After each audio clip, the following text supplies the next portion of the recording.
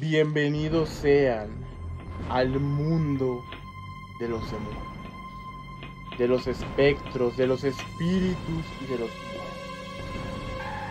Aquellos que alguna vez caminaron entre nosotros y ahora regresan con un mensaje desde las profundidades del más allá, donde nos quieren traer sus secretos y confesiones más aterradoras. Prepárate, muchos misterios están por desencadenarse en How Ever and Ever.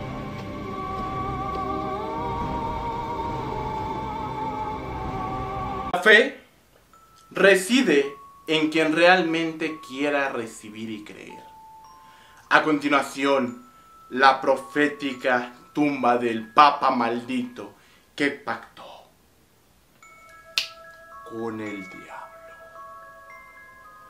Todo inicia aproximadamente por el año 999.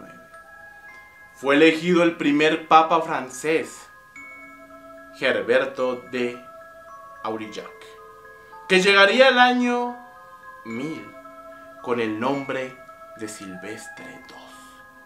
Era un sabio que había aprendido algunos de los muchos saberes que dominaba en Córdoba y Sevilla. Fue allí, con los árabes, con los que llegó a convertirse en un experto astrónomo y matemático,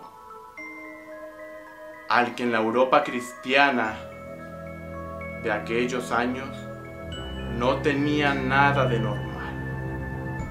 Enseguida empezaron a inventarse todo tipo de historias.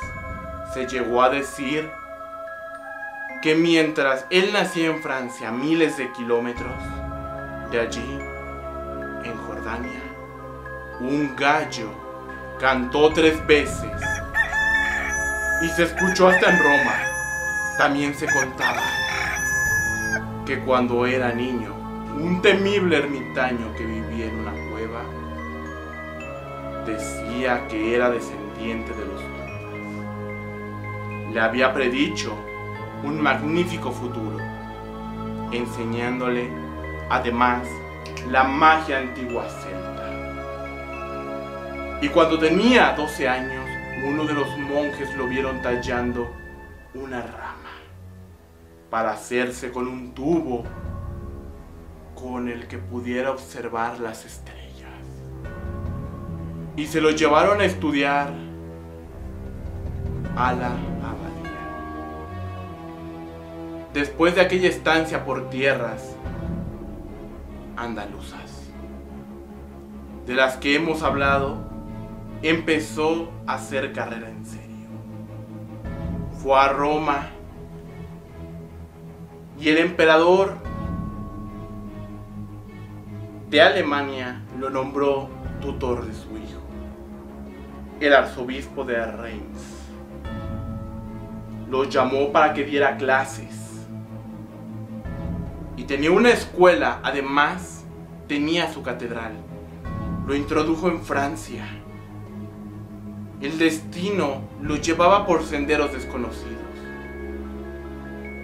Él introdujo en Francia el sistema decimal y el cero. Construyó un globo terrestre, un órgano, relojes y hasta cabezas parlantes que respondían lo que les fuera preguntado. Se dice que incluso predecían el futuro. Pronto empezaron a correr rumores de que practicaba la brujería. La cuestión es que en el año de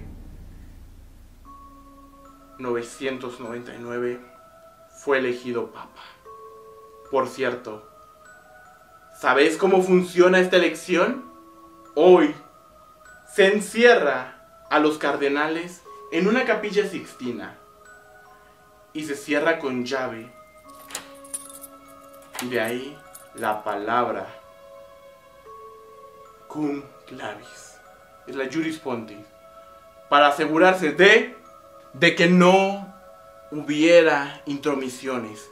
Sin embargo, en la época de Silvestre II, la capilla todavía no se había construido. La nobleza romana participaba en la elección. La cuestión más importante es el Espíritu Santo, en el que inspira a los lectores, a los devotos, a aquellos que leen y profesan la palabra de Dios. Pero los enemigos de Silvestre II, que en aquellos tiempos eran de lo peor, hicieron correr a la voz de que un demonio viejo, conocido suyo, según se decía, había entretenido al Espíritu Santo y había manipulado dicha elección en favor de su candidatura. Se dice que se arrepintió de su pacto con el diablo, que pidió que su cuerpo fuera descuartizado. Los horrores del pacto lo perseguían, retumbaban sus oídos de todo lo conocido y hablado con el mismísimo diablo. Tenía una parte del diablo en su corazón. También se cuenta de que nunca fue enterrado en tierra sagrada.